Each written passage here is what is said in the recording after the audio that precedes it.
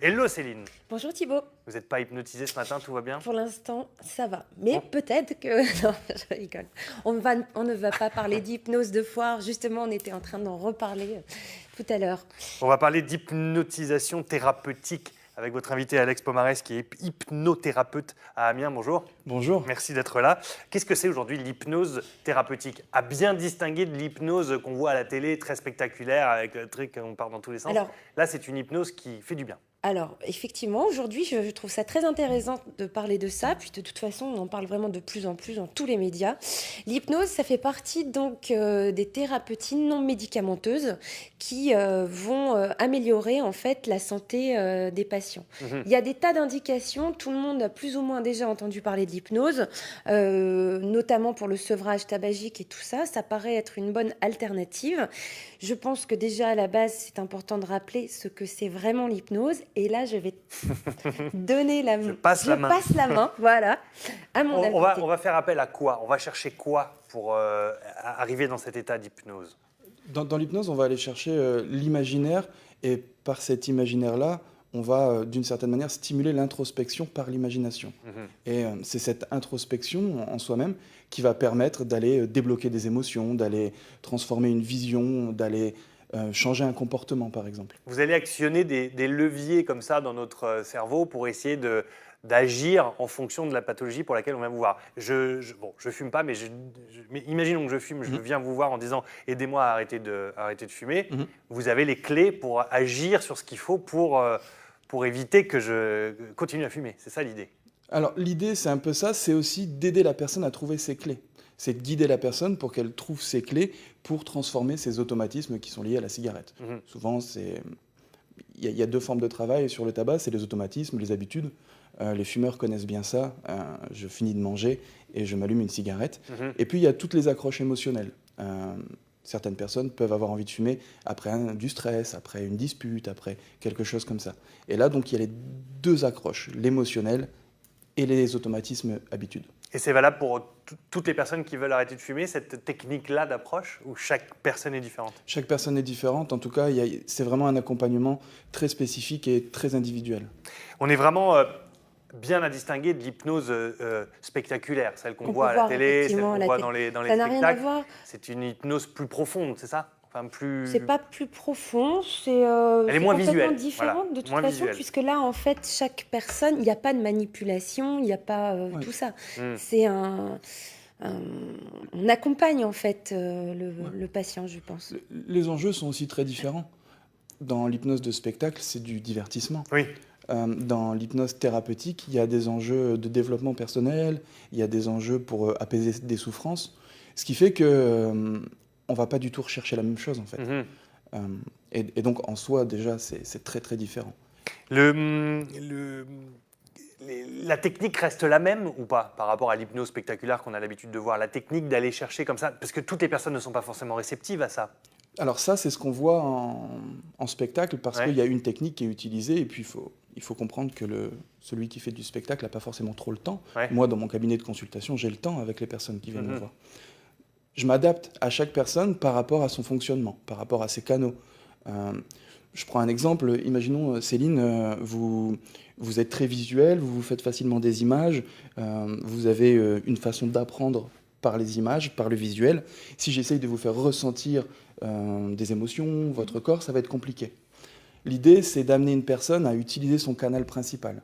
Si c'est le visuel, si c'est les ressentis, si c'est l'écoute. D'où l'importance de l'interrogatoire, parce qu'en fait, je pense qu'en début de séance, lorsque quelqu'un vient te voir, il y a tout il faut détecter les pistes, et voilà, avant de se dire, voilà. Comment se déroule d'ailleurs une séance ou plusieurs séances? Il y a un chemin spécifique à accomplir? Oui, il y a un chemin. La première étape du chemin, c'est vraiment le questionnement, c'est découvrir l'autre, en fait. Découvrir la personne qui vient me voir, savoir comment elle fonctionne, pourquoi elle vient, qu'est-ce qui l'empêche déjà d'avoir réglé son problème d'une certaine façon. Ensuite, on va lui apprendre. Moi, j'apprends beaucoup à vivre l'état d'hypnose parce que même si c'est un état naturel, c'est aussi quelque chose qui s'apprend. C'est aussi quelque chose qui peut prendre un peu de temps à découvrir, à vivre. Et ensuite, dans la troisième partie du travail, il y a justement la séance d'hypnose par elle-même pour aller chercher les leviers, pour débloquer des émotions qui peuvent... Donc en 3 séances minimum ou maximum, on peut déjà être sur une voie d'amélioration ou de guérison? En une séance, parfois. Il y a déjà beaucoup de choses qui peuvent se passer. Puis après, il n'y a pas nombre de séances type. On sait que l'hypnose aujourd'hui, c'est considéré comme une thérapie brève. Donc c'est assez rapide, mais ce n'est pas instantané non plus. Oui, il faut du temps et un accompagnement. Et c'est vrai qu'au niveau des indications, par exemple, de ville, c'est intéressant aussi de les rappeler. Donc, tout à l'heure, on parlait donc du sevrage tabagique. Il y a aussi les prises en charge pour les problèmes de surpoids, sur tout ce qui est anxiété. Prise en charge de la douleur. Prise en charge de la douleur, notamment. Ça fonctionne vraiment bien. Alors, c'est toujours un complément. Hein. C'est pas non plus la recette miracle. Voilà, c'est un complément. Les phobies. Quelqu'un qui a complètement le vertige peut, après plusieurs séances, être complètement guéri, en tout cas maîtriser sa... Tout à fait, oui. Sur les phobies, l'hypnose agit vraiment de manière efficace. Ouais.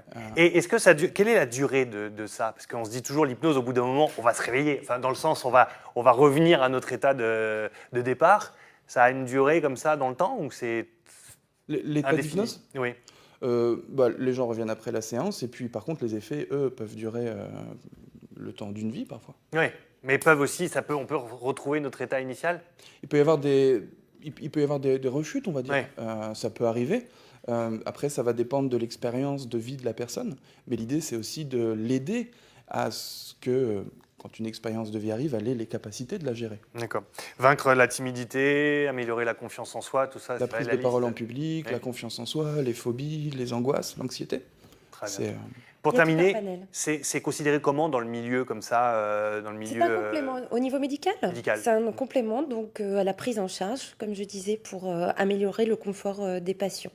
Donc c'est une. Et ça peut être c'est pas pris en charge. C'est pas pris en charge. Et ça pourrait le devenir dans la mesure pour la douleur, par exemple. Effectivement, aujourd'hui, ça se développe de plus en plus au niveau donc des centres hospitaliers avec l'hypnoanalgésie. On en parle aussi dans certaines anesthésies et tout ça, mais ça, ce sont vraiment spécialisés par des médecins qui sont formés à ce type donc d'hypnose.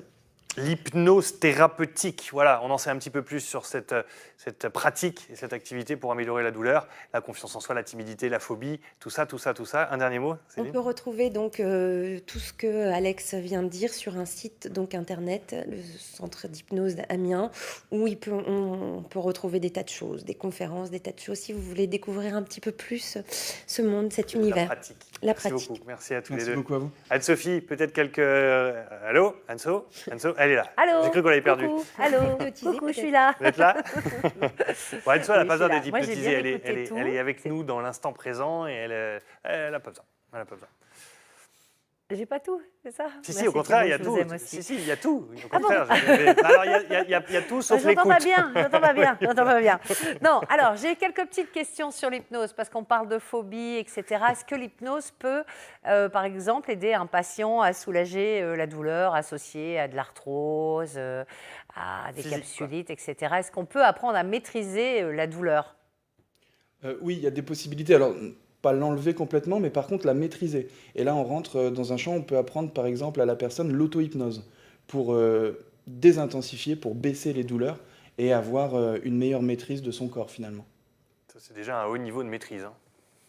Oui, je pense. Et alors justement, j'ai Marc qui nous demandait si l'hypnose est faite pour tout le monde. Est-ce que n'importe qui peut venir, par exemple, vous consulter, vous, et bénéficier de votre expérience? Et vraiment, est-ce que ça fonctionne avec tout le monde, quoi? C'est un petit peu la question que souhaitait poser Marc.